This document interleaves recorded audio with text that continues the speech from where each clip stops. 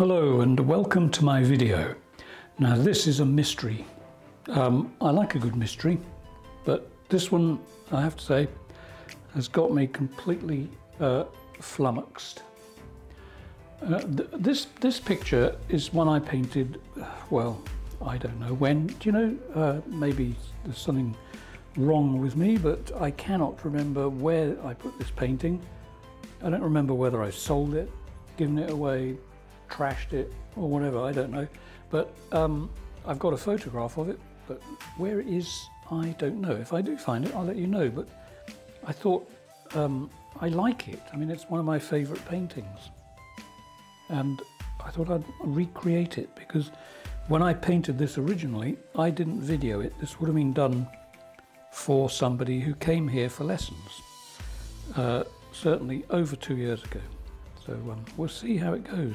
It won't be exactly the same, and it's a little different from my normal, well, some of my normal stuff, in that this is quite colourful. I mean, it's not a lot of colours, but at least it's colourful and not totally dull, toneless. Colours I'm using, this is phthalo blue. I will put this in the info box below, but phthalo blue. If you go looking for it and you type F-A-L-O, which you think phthalo might be written that way, I'm just trying to find the tube. Okay, phthalo blue. Well, in France they don't call it that. They call it Phthalocyanine blue. Okay, P-H-T-H-A-L-O-C-Y-A-N-I-N-E. I'll put it in the, I might put the English version of that in the box below, because it's a heck of a word, isn't it? Phthalo blue. And that is my basic sky colour, and I'll be adding Payne's grey, white in quite large amounts. Obviously, to get that sky you need quite a lot of white. And this is, I'm not putting too much oil in this. I'm using poppy oil, by the way. It's just enough, as I say, to make it mobile. If this was straight out the tube, I wouldn't be able to do this with it. It would be, you know, you'd be able to push the paint about that far from here to here, and that'd be it. Whereas this way, with a little bit of oil, you can make it spread a bit. And we're going to go right across like so. And as usual, with most of my paintings, I don't care what it looks like at the moment. In fact, having said that, it already looks like something, because the eye is making these shapes into something. And I can demonstrate that a little further, because everything's going to change up there anyway. So I could do things like, that, and there you have a distant mountain with some very big trees. Let's make those trees less prominent. We could do all kinds of stuff. You can make landscapes incredibly easy. And it's sort of interesting, you know, that top edge. However, in this painting, we don't care about that. We just want to put some blue down, and once it's down, I'll start working it. So now we're getting slightly thinner blue here. This is the bulk of it down the bottom, across there, and then still without getting more paint from the palette, I can start putting lighter blue up here. And it's lighter because it's thinner, not because I've added anything to it. Is that showing up on the camera? It is. So already, you know, you can see clouds start to form.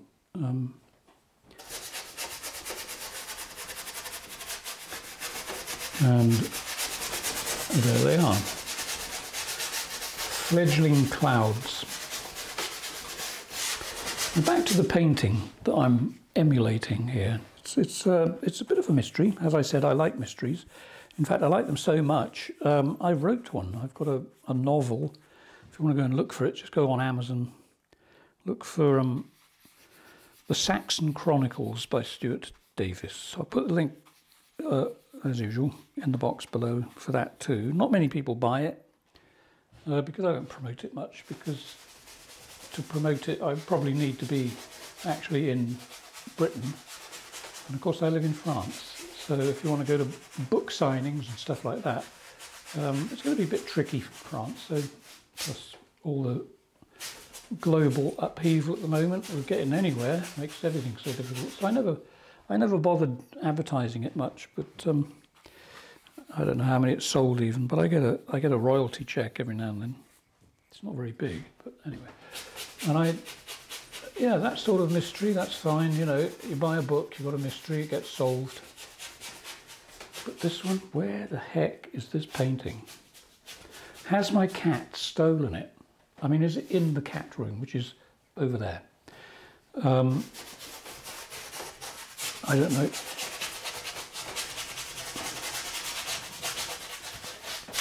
So maybe I won't worry about it. Right, so there's a nice big patch of blue. And I think what I'm going to do, in fact, I know what I'm going to do. I'm going to put a little bit more at the top too, because I think I'm going to do this one reasonably fast. Right, so do you think skies are difficult? When you start to paint a sky, do you start up here? Just get these hairs off. Do you start up here and start painting blue and then gradually bring it down to the bottom and lightening it as you go? Well, you can do that. I can't think why you'd want to do it, but there you go. Because the object of the exercise, you know, with the sky, is to get the blue on there. It doesn't matter whether you start here, here, here, there, wherever. And don't try to make the paint perfect, because you have multiple chances to do that as you're painting. And besides, you'll get it much more lively using this method.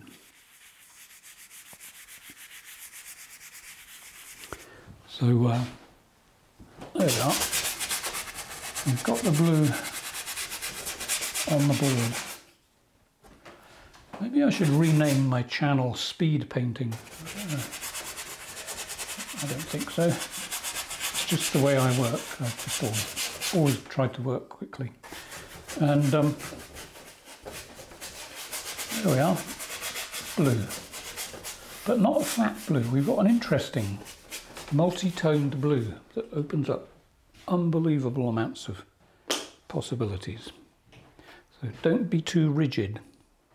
Now, I'm trying to not be too rigid now where I put my big roll of paper, but where did oh, here it is. Okay, so there's our blue. And here's some paper. So just a quick glimpse again at the painting that I'm sort of semi-duplicating, roughly like this. Okay, so let's take some paint off down the middle.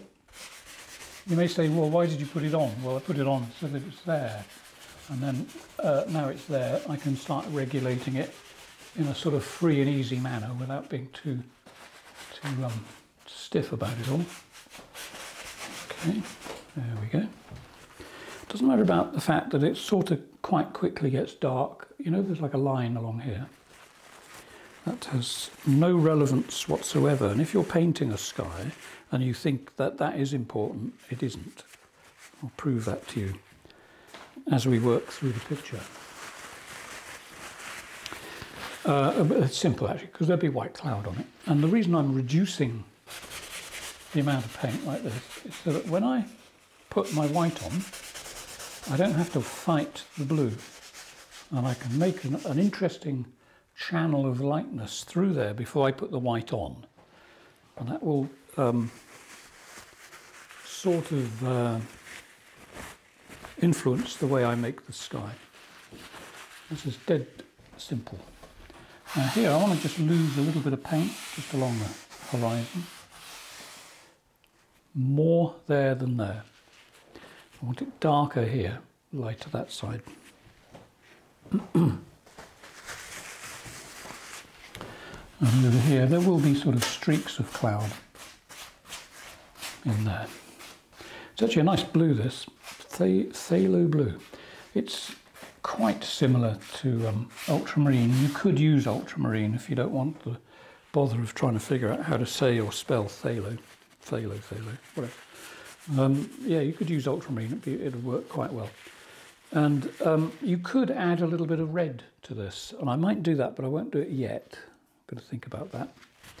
Okay, I've thought about that, so I'm going to put some red in that. And I'm not going to use the sort of red that you would expect me to use, you know, like red. Joking apart, I'm not going to use something like Japanese red or cadmium. I'm going to use red ochre, one of the most versatile colours that you can get. And it's a nice effect when you put it into something like this blue. All I'm doing is just dabbing a little bit in there and then push it around a bit. Just makes the blue slightly more interesting. Because of course skies aren't just blue and white. There's all kinds of colours, depending on the time of the day, of course. Okay. Right.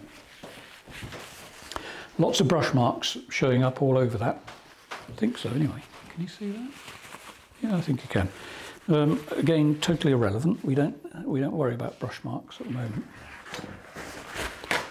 Now then, what shall I do next? I think before I get on to the sky, let that sit. Let it fester for a minute. Excuse all the wiping sounds, but I occasionally do get paint all over my hands, which is not really a problem, but it could be worse. It could be on my teeth. Now then, the landscape. I'm going to use, funnily enough, am I going to use the same brush? Let me just, I'm asking myself a question here. Don't think I am actually. I think I'm going to try something else.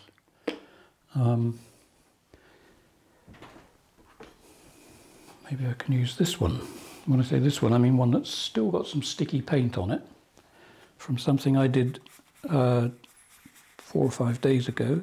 Has it dried out too much? No, that's fine. Good.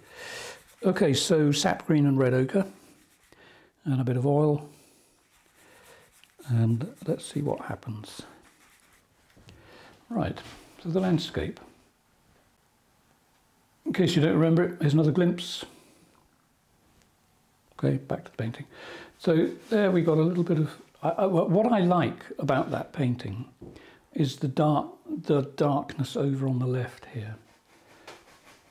It's sort of mysterious, and there's something about mystery in a painting. I don't know what it is. I don't like straight, you know, here's a painting of a tree or a valley or a mountain or whatever. I like it to have a little something else, you know, not just representational. I like it to have a little hint of the sort of fantasy side of things. And only way you're going to get that is to paint drama. And what I like about this painting originally is there's like a ridge down across that way. And you've got light hitting this side because the light side of the painting is that side. And you've got a bit of light over here as well because, you know, light bounces. But it's just not, it's not like dead straight landscape. It's got something else going on in it. And that's the bit that gets me. I'm just going to attempt something. I've got a big soft brush somewhere. All I've got to do is find it. Okay, so I've got this thing. Now this I've never used. I bought it 2 years ago. It's an absolutely amazingly tactile brush. It's just so it's like you know, you rub your hand along it like that. It's like going off on holiday. This is therapy. It's really soft, and the reason I use brushes like this is for this.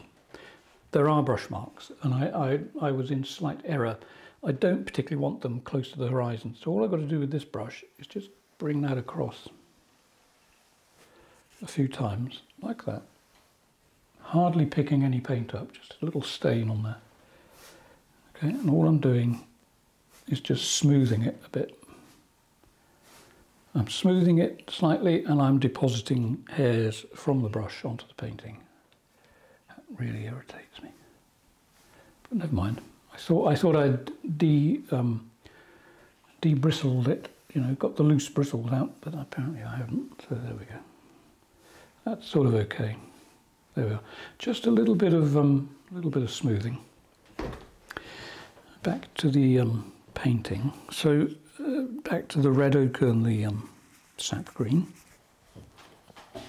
I'm going to sculpt, do a bit of sculpting. I'm going to make this slightly higher up into the sky there.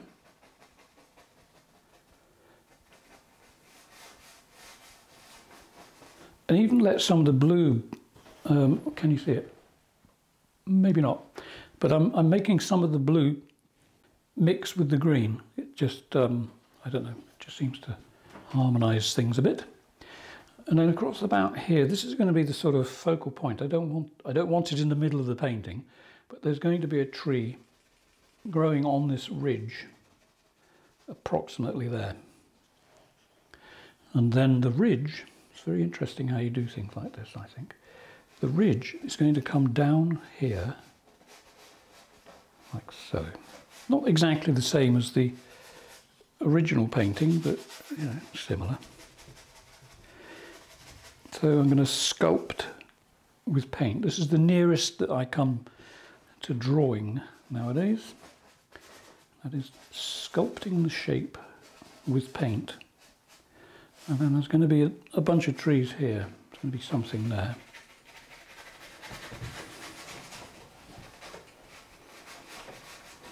So I'll be putting light green on this in a minute. And then the land drops away across that way. So that's the light side of the ridge. And then over here there's going to be a little bit more mystery. And of course, to get a little bit more mystery in it, I need a little bit more paint. So just get a little touch more. And something dark in like a valley, a dark valley. Doesn't that sound mystical?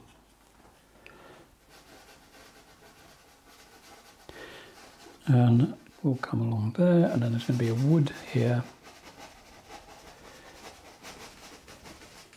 And the landscape is going to maintain the dark horizon across there. I'll zoom in a minute, and so you can see a little bit more clearly what's going on. So the one thing, I always do that. One of the things you might have noticed by now is that I don't sketch it out in pencil first. There's no reason. With this sort of painting, I think, for me to do that, because it's all changing by the moment, and any pencil marks that I would have put on there would have just been a waste of time. So our wood here, so something there, something there. Okay. One of the magical things I think about the painting, the original one, is this bit. Now this is a detail from it, just to give you an idea of what I'm talking about. And it's the inclusion of those two little tree trunks either side of that copse of wood that catches the eye. You cannot resist looking at it when you look at the painting. I think when you do look at the whole painting, and here that is again, you look at the left-hand side where that light is catching on the extreme left.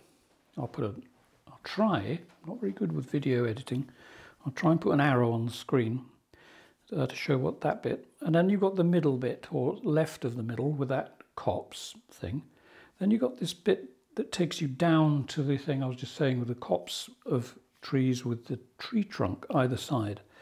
And there are like three points in the painting to take you across the painting and hopefully up to the sky and then back and then down, all that. I hope that's clear.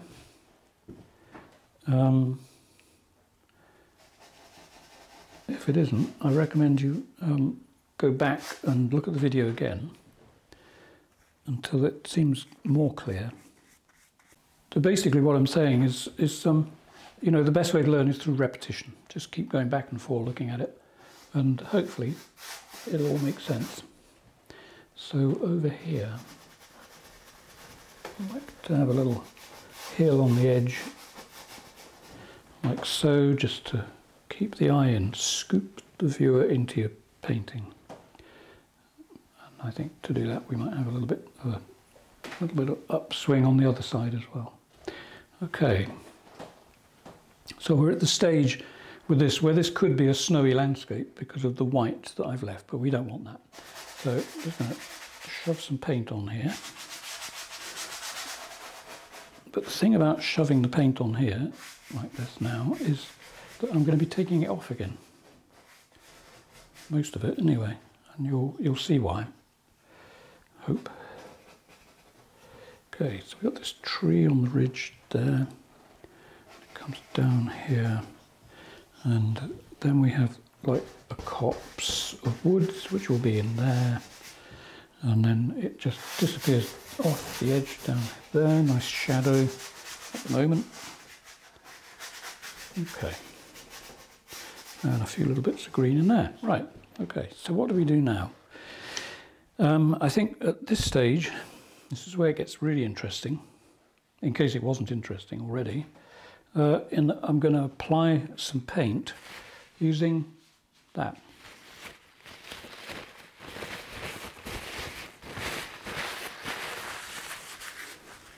And this is light green. Nothing mysterious about its name, it's just green and it's light. And it's quite an interesting colour. It works well with sap green. And it's not like too yellow, it's more of a whitish green. And we're going to have a little bit there.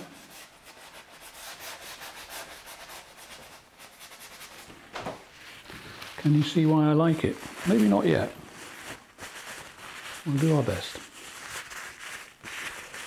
So we've got some light there. Let's have another dab on a fresh side of the paper so that it doesn't have any sap green contaminating it. And I think we'll have some in there,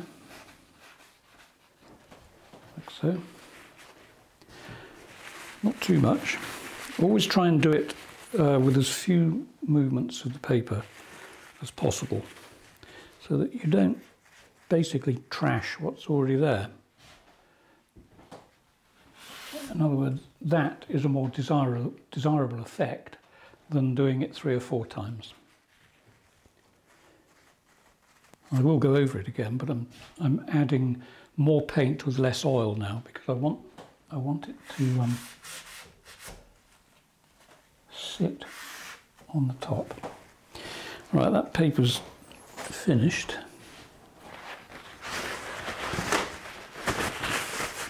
So I'm going to start doing a bit of texturing.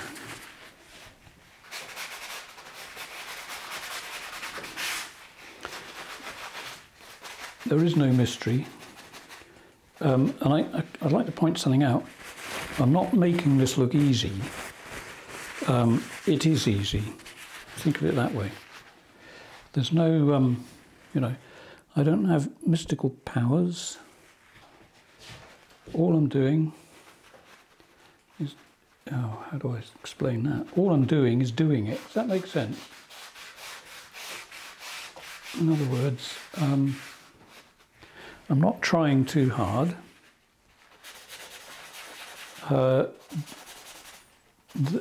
lot of what I'm doing here has nothing to do with secret lessons and secret knowledge attained in art school. It's just, I don't know what you call it, I'm just doing it, you know what I mean? In other words, you see, this won't end up like the original painting. This will end up like a similar type, you know. There'll be a similarity, but it's not a copy. And that's what makes, I think that's what makes, you know, certain aspects of painting so sort of exciting. You just don't know what's going to happen. This is at the this is the abstract phase at the moment.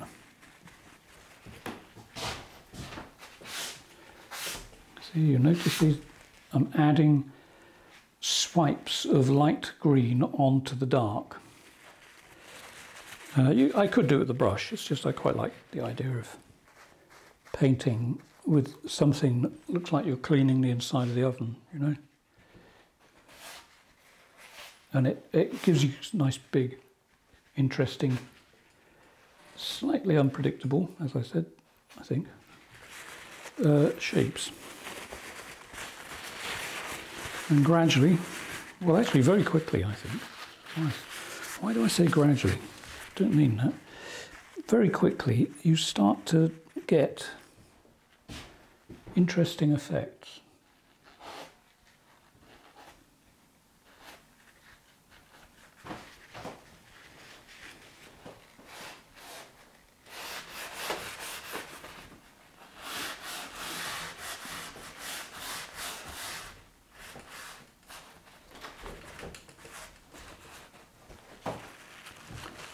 Okay, I'm going to use a palette knife in a few places just to show you how that can be utilised into your painting. So what do I want? I want a little blaze of bright green over there. So let's just put that on.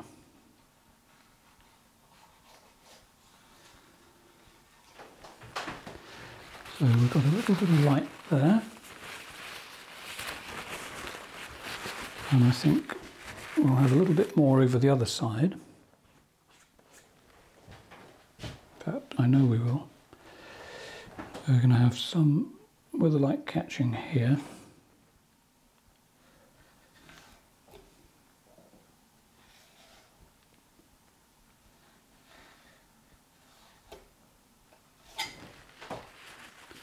Right, I think you can see a little bit more there. So let's get back to some dark green. I haven't added any Payne's grey yet, but I might just put a little bit into that. It doesn't change my dark green much. It just you know, just a tad. Right. So let's see. What should we do now? Let's do some more work to the horizon. I think I want to make this in more prominent over here. It's a little bit too pokey, so I think we'll just increase the width, take it over that way to the left a bit, and I think up a little bit just there, and then a bit of a sharp drop that side, and then I think below it we'll have a line of trees in there.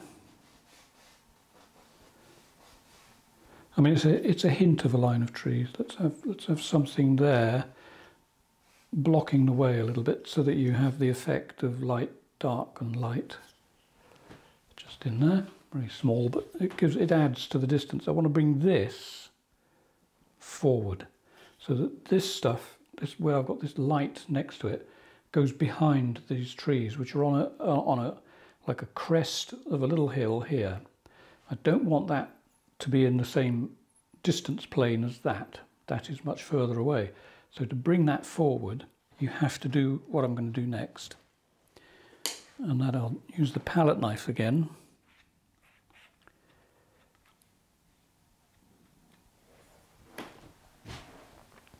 So we've got light here disappearing behind these trees, and then we want it reappearing over there. Like so, and that should bring this forward just a bit. It's not finished yet. I've just left it untidy.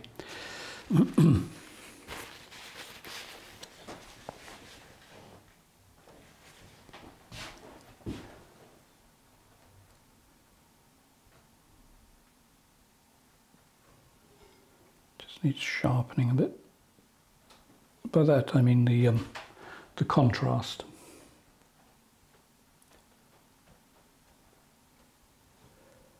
Whoops. I have to undo a little bit there. That's still quite bright. It's not what I want though, so let's take that off. Actually, it looks better like that, but I still want it a little bit brighter. So I'll try and do this without my hand trembling too much. I just want a spot there. Maybe that's enough. Because sometimes, you know, it's better if you just have a suggestion of something rather than a screaming statement. As they say, if you enter a room and there's a lot of loud people arguing, speak quietly, because they will stop to hear what you're saying. And sometimes it's best to whisper. So just a small hint at what you're doing is often quite enough. Okay, so we've got light this side, light that side. I want that to be a little brighter as it approaches the tree there. In other words, I want to put a bit more paint on. This is, oh, there, right, okay, a few questions I can answer. People say, how do you get your paint, you know, when you're working wet on wet, how do you get the paint that you're putting on top to not mix? Well, you do it carefully. Carefully and slowly, so that you don't dig into the paint underneath. Right, where are we now? Let's see. Let's work a little bit more on the left, because I want to enhance the same sort of thing there. That's probably enough. But when you do things like this, that's better, that are far away from you, go for long, sweeping, preferably horizontal type lines, because the further away things are from you, the more simple they become. So this may have a lot of waggles and bumps in it when you go to it, but from a distance, everything is simplified. So that's what I'm trying to do there. And then I think we should probably have a little bit of light going up onto that hill. This is composition building as you paint, you know. There's no real planning. I mean, the only planning in this painting is that I'm trying to recreate roughly something I've done before. I would normally work like this without looking at something else, because there is no something else. It's just whatever I feel like doing. We'll get to the sky in a few moments, for those of you who are impatient for skies. So now I'm hoping you can see what I've been doing here more clearly. That little tiny bit of green actually on the side of the hill there, it can make quite a difference to your painting. It just sort of adds that extra illusion. Dare I say it? The illusion of detail. It's one of my favourite sayings. In fact, I'm going to do a little bit more in there, I think. So we got that little bit there. Did I refocus my camera?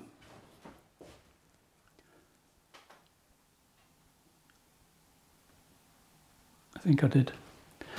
So let's do a few more. And it's literally, you know, there's a bit of paint on the palette knife. It's not much really, just a little bit. And it just takes the odd little touch.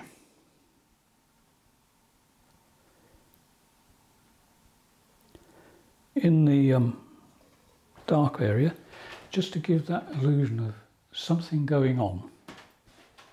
Something is going on in that wood. And that's what I want to bring out. Let's have another bit of light right over on the horizon there. And for what reason? Why do we need to do it? Well, because we want to. A little bit more. It's just spots. That's all they are. But it builds up. Now, okay, so we've got that going on.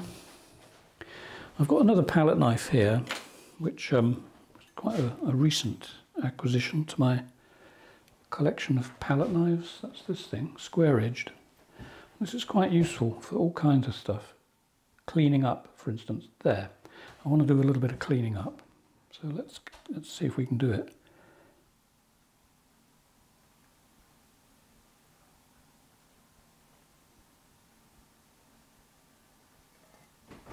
Because it's, you know, got right angles, it's going to give you slightly more chance of tidying things, if that makes sense. If you want a straight line right up to that bush, then you have to go into the bush.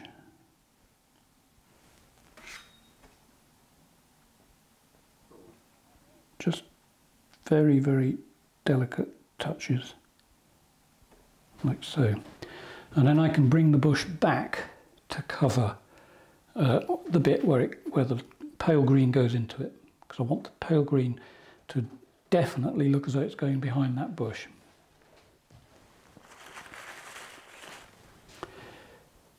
So just picking up a little bit more paint, and all I'm doing is putting it on the tip like that. Okay, it's the only bit I don't care about all the stuff down here.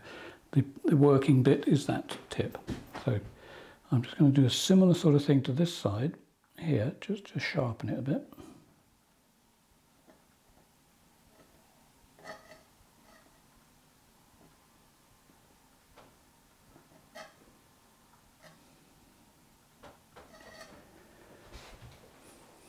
That seems to work. One thing I've noticed since hitting the big 7.0 is that the hand shakes a lot more than it used to. I used to do the most ridiculously detailed work, and my hand never shook. But also I was sitting, however, that does make a difference. But I'm standing up. When I paint, I usually stand. And but there's definitely a tremble that wasn't there. So similar to what I was doing over on the left there, just putting in a few shapes. Nice angled shapes. Just to make it interesting. Now, what else should we do? I have to move the camera again in a moment. So we've got, in fact, this may be slightly different from my original painting. I could turn that, I like the idea of a ridge. That's sort of quite interesting, I think, but it could be a lane going through there, and you know, I can put trees either side of it, but I don't know. I think these trees are too big for that. It would be out of scale. Okay, so again, back to this. Just a few little bits of flattening.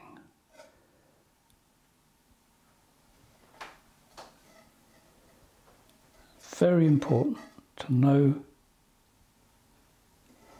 when to take the palette knife away and when to clean it, you see, because that's got a bit of a non-colour on it now. It's between the two.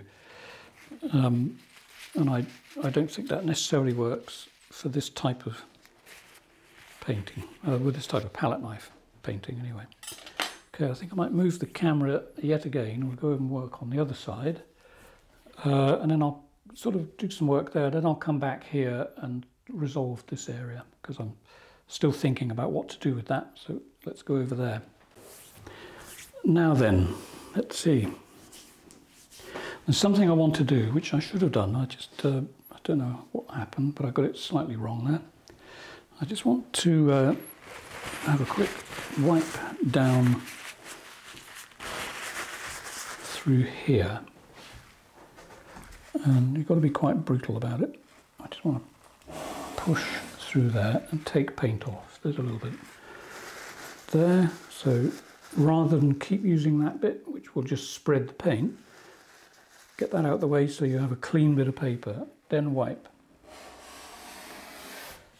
Same thing, don't use that bit again, it's got too much paint on it. Get rid of that, hide it, stick it in the middle, find another clean bit like this, and another wipe. Okay, so I've taken paint away, through there, and the reason I've done that will become clear.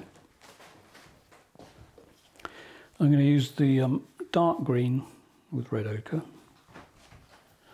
and I'm going to try and build my copse of wood. I'm going to start building this little bunch of trees into something, and they are going to be growing from this point here. So they are going to be like so, and I'm going to make them bigger than the original. I'm going to bring them forward a bit, and I'm making it so it actually looks like a giant hamster walking that way, but of course it's not. Someone will spot that. So let's put something on this end as well. Now the reason I do that will become clear in a moment. And there's an accidental thing that's happened there. You see that little bit of light just above the top? I didn't plan that, I just noticed it. When I put this dark on, I noticed that bit of light showing, and I like it, so I keep it. So it's just knowing when to take your hand away from the painting and just sort of let it happen without too much sweat. And in fact, while I'm here, I'm just going to just darken that line there and there. You won't have seen that, but we might. So now, what we've got is we've got this bit of land that these trees here are growing on, and we'll just keep them in our foreground by darkening a line that goes across there. And then I think we'll take that abruptly up that way. Well, sort of abrupt. And I think I'd quite like an idea of another hint of a bush there, or something. There's something growing there, who knows what it is. But it starts to give you places to go. You can go in there, you can go around there, you can go up here, and behind this tree, you can go over there, all kinds of interesting places to go. And I'm also now going to do something that I really like doing when I find the right brush. Let's have that one. Now this is not by any means an expensive brush. This is from a shop. Where did I get this? Oh no, I thought this was from an art shop. This isn't. This is actually a very small French decorating brush. And I guess it's for, it's small and thin for getting in places you can't reach normally. But who knows? It could just be for doing the beading around, the frame around a door, that sort of stuff. But it's excellent for what I'm about to use it for, and that is to scrape paint and push it around. So it's basically all bristle. Don't think there's any nylon in that at all. It's all bristle. And depending on how you use it, it makes the most amazing textures. So I can take some texture up in front of that tree thing there. So you can probably see just at the base, it's like there's grass or something going up with the bush as the backdrop for it. I'll zoom in later and you'll be able to see it more clearly. And also, of course, you can use it on the horizon because it's easy to use. I mean, it's sort of lightweight, easily manipulated. And I'm just going to go along there a little bit and just take the sky into the landscape a bit because it brings out all kinds of interesting effects. And I'm deliberately making the green of the trees, or whatever they are here, mix with the blue, because then you get another level of distance. Let's exaggerate it, if I just pull that along up there and then go up right up into the sky a little bit, maybe you can see it.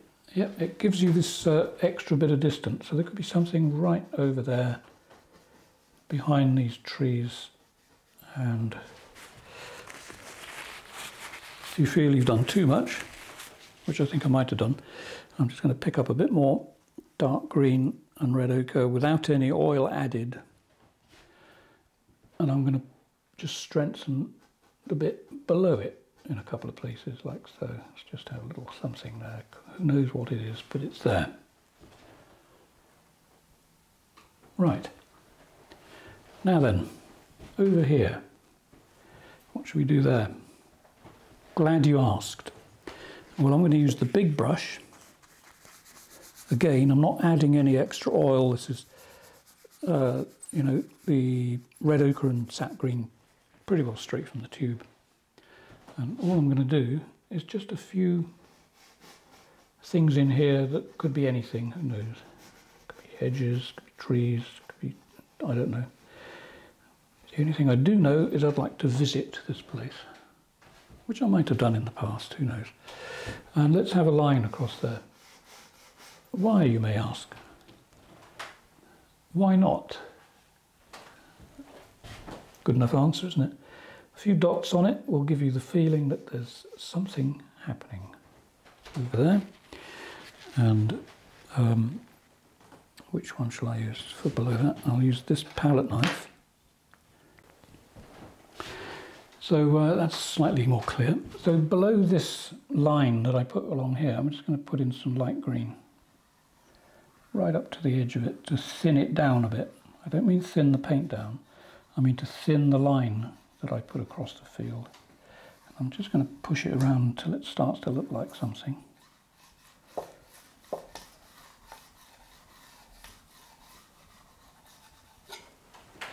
So I've made the line of, well, I suppose it's a hedge line, with a couple of, could be, I don't know, could be charging mammoths for all we know. But in fact, it's supposed to be two trees. But let's just keep pushing it until we like what we see. So let's have a little bit more light over there. Just a little bit in there. And let's exaggerate that even more.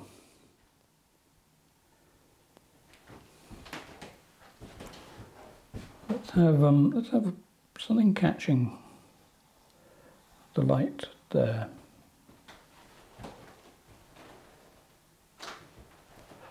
Don't know what it is, but it goes all the way over there. So every time I do something like that, I wipe the palette knife, so that when I go back to the palette and get a new bead of paint along the edge, it's clean. If it starts clean, you can make it dirty, but you can't start it dirty and make it clean. Let's have another field there, I think.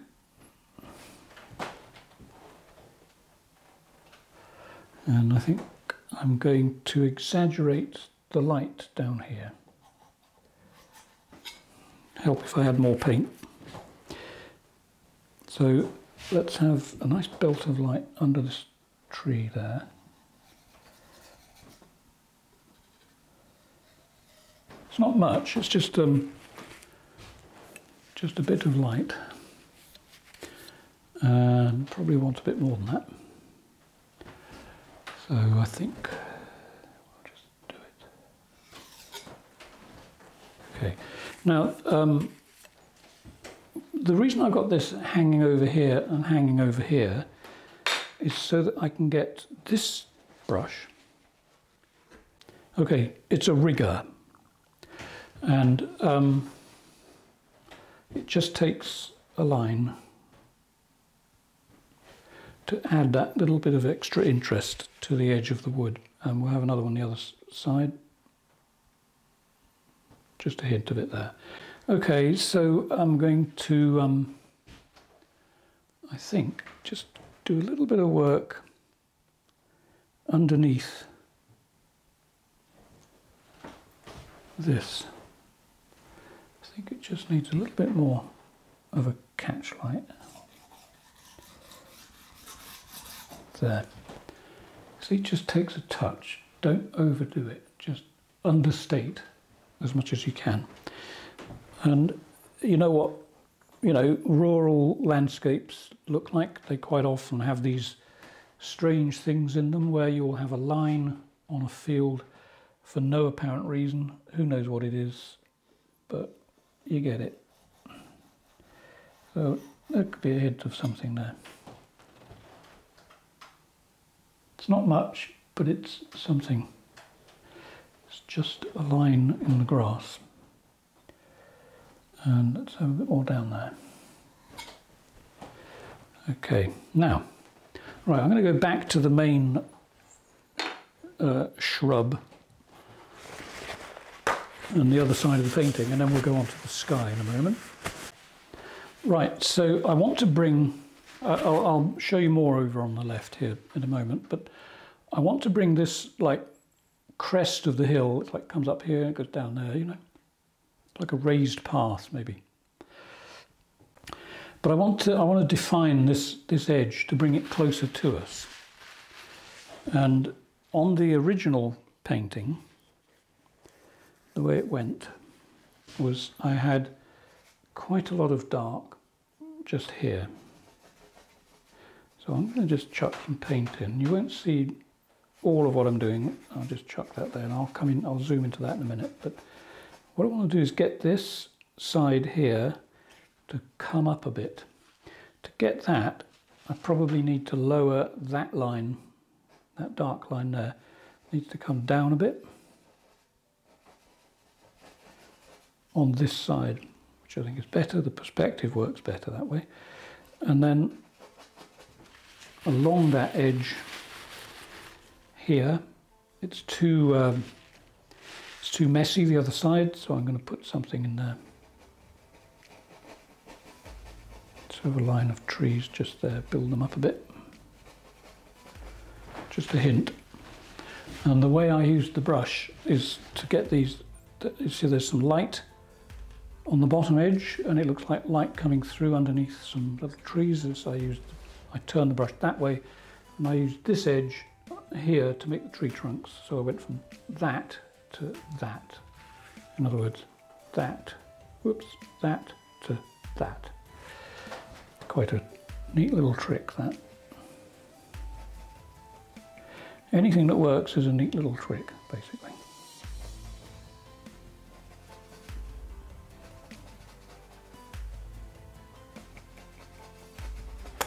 Right then, so start to look more countrified. Right, so now I want to increase the contrast along there. I'm not going to put a great deal of amount of paint on it, but hopefully just a quick dab with the palette knife might get the effect that I want. And it's just basically that, to bring that to us sooner.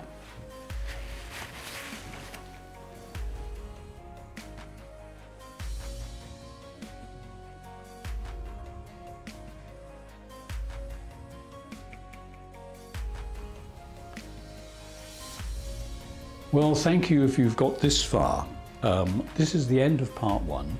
Part 2, I promise, will be uploaded in exactly 1 week from now. So I hope you've enjoyed it, and I will see you on the next video. But before you go, please don't forget, hit that subscribe button if you want to. Obviously, if you don't. But if you do, it's greatly appreciated, and I will see you on the next one. Bye for now.